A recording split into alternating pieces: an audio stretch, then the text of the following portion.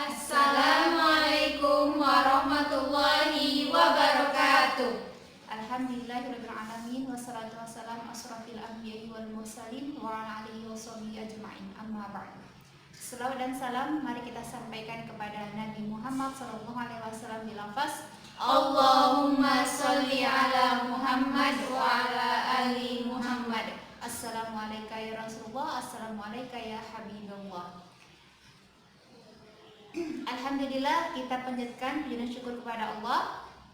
Saat ini kita masih dipertemukan kepada Allah dalam suasana baru, terutamanya itu dalam daring. Semoga anak ustazah bersemangat ya dalam hal menuntut ilmu, sebagaimana disampaikan dalam hadis Rasulullah berikut ini. Qala Rasulullah sallallahu alaihi wasallam, man salaka tariqan yaltamisu fihi 'ilman, sahalallahu bihi tariqan bil jannah. Yang artinya, barang siapa yang menempuh suatu jalan untuk menuntut ilmu, maka Allah akan mudahkan jalan menuju surga. Hadis riwayat Muslim. Nah, dari hadis ini dijelaskan bahwa ketika kita menempuh suatu jalan untuk menuntut ilmu, Allah mudahkan jalan kita menuju surga. Hidup kita di dunia ini hanya untuk mencari keridhaan Allah. Dan setelah di dunia hanya ada dua pilihan, yaitu surga dan neraka. Maka dari itu salah satu jalan untuk menuju surga ialah dengan cara menuntut ilmu. Masya Allah. Baik anak-anak ustazah, sebelum kita memulai pelajaran, lebih baiknya kita memperkenalkan diri. Dimulai dari ustazah. Ya baik, nama Ustazah Tati Nurmalia yang insya Allah akan menjadi wali kelas 4 Abu Hurairah selama setahun. Assalamualaikum. Ustazah. Nama Ustazah Siti Aminah, biasa disapa dengan Ustazah Aminah, yang insya Allah anak akan menjadi walas kelas 4 Anas bin Malik. Assalamualaikum. Baik, nama Ustazah Jitwira Sukma Marta yang insya Allah akan menjadi wali kelas 4 Sumaya. Assalamualaikum. Baik anak-anak, hari ini kita akan belajar tematik pelajaran IPS. Pembelajarannya sebagai berikut. Selamat belajar, jangan lupa berdoa.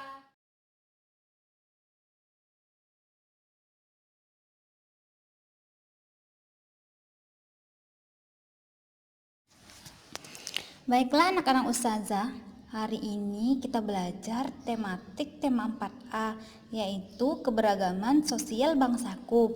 Sebelum memulai pembelajaran, mari kita berdoa. Jangan lupa baca basmalah. Bismillahirrohmanirrohim.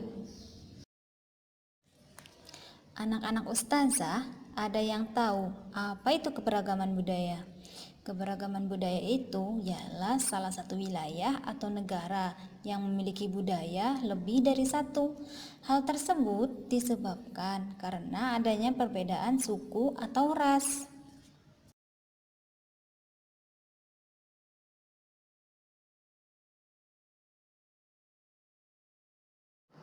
Pertama, suku.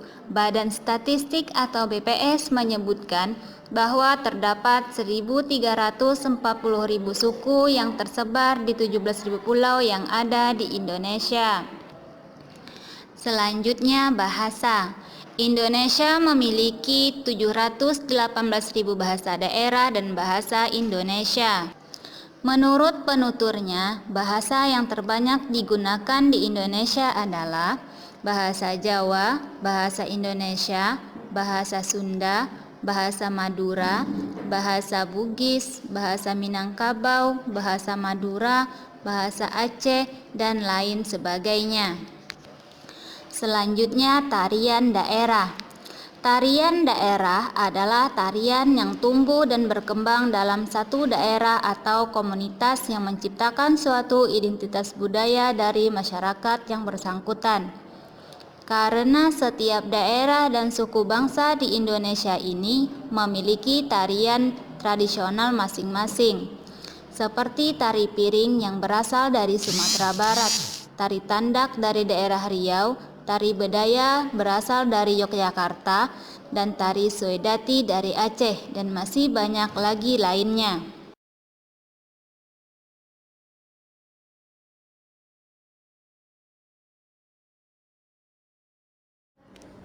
Selanjutnya, rumah adat. Rumah adat di Indonesia sangat banyak. Antara lain ada rumah Bolon dari Sumatera Utara, rumah adat Gadang dari Sumatera Barat, rumah adat rakyat dari Bengkulu, rumah adat Baduy dari Banten, dan lain sebagainya. Selanjutnya, alat musik daerah. Indonesia merupakan salah satu negara yang kaya akan keragaman alat musiknya. Contohnya gamelan berasal dari Jawa Tengah. Cara memainkan gamelan adalah dengan dipukul menggunakan alat pukul. Selanjutnya makanan tradisional. Contohnya rendang. Rendang memiliki cita rasa khas rempah yang sangat kuat. Selain dimasak dengan menggunakan aneka rempah, rendang juga membutuhkan waktu berjam-jam untuk menghasilkan daging yang empuk. Jadi anak-anak ustazah tak heran jika rendang menjadi salah satu makanan khas Indonesia yang mendunia dan disukai oleh masyarakat mancanegara.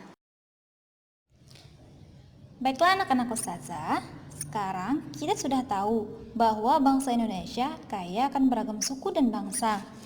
Sudah sepatutnya kita bangga dan menghargai kebinekaan tersebut. Nah, bagaimana cara menyikapi keragaman budaya? Yaitu dengan cara saling menghargai perbedaan.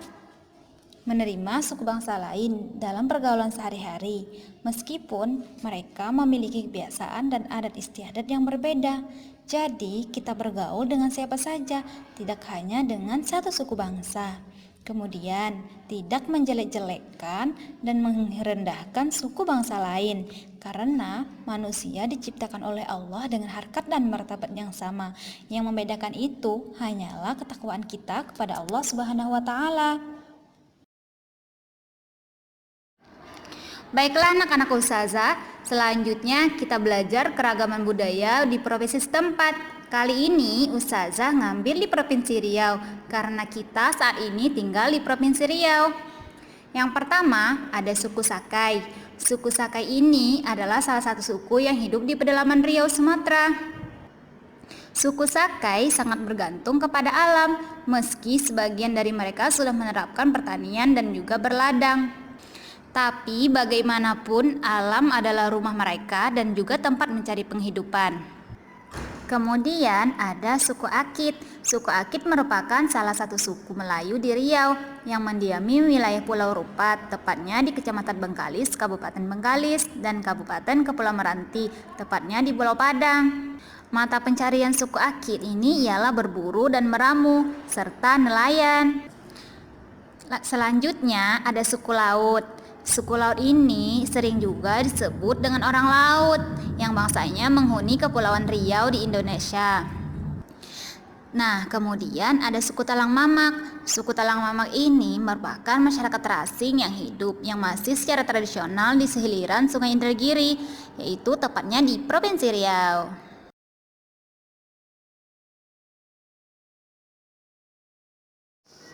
Kemudian ada bahasa. Di Riau ada bahasa Melayu, yang mana bahasa Melayu memiliki dua dialek, yakni dialek Melayu Riau Daratan yang digunakan di Pulau Sumatera dan dialek yang mereka gunakan di Kepulauan Riau dan di daerah pesisir pantai. Baiklah anak-anak ustazah, selanjutnya ada tarian tradisional, yaitu ada tari tandak dan tari zafin. Tari tandak ini berbentuk nyanyian, tariannya berupa pantun yang saling bertimbal balik antara kelompok pria dan wanita. Kemudian ada tari zafin. Tari zafin ini bersifat edukatif dan sekaligus menghibur, digunakan sebagai media dakwah Islamiyah melalui syair-syair lagu zafin yang didendangkan.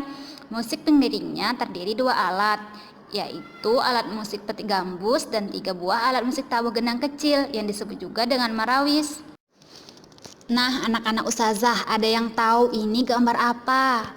Ini gambar rumah adat Balai Selaso Jatuh Kembar. Ini adalah rumah adat khas daerah Riau yang berupa Balai Selaso Jatuh. Balai atau rumah adat ini difungsikan sebagai tempat berkegiatan bersama, sebagai tempat pertemuan, tetapi tidak digunakan sebagai tempat tinggal pribadi.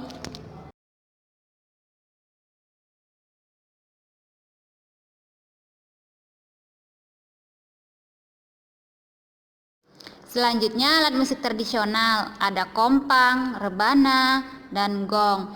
Alat musik ini biasanya digunakan untuk acara adat seperti upacara pernikahan, hitanan, serta upacara adat lainnya.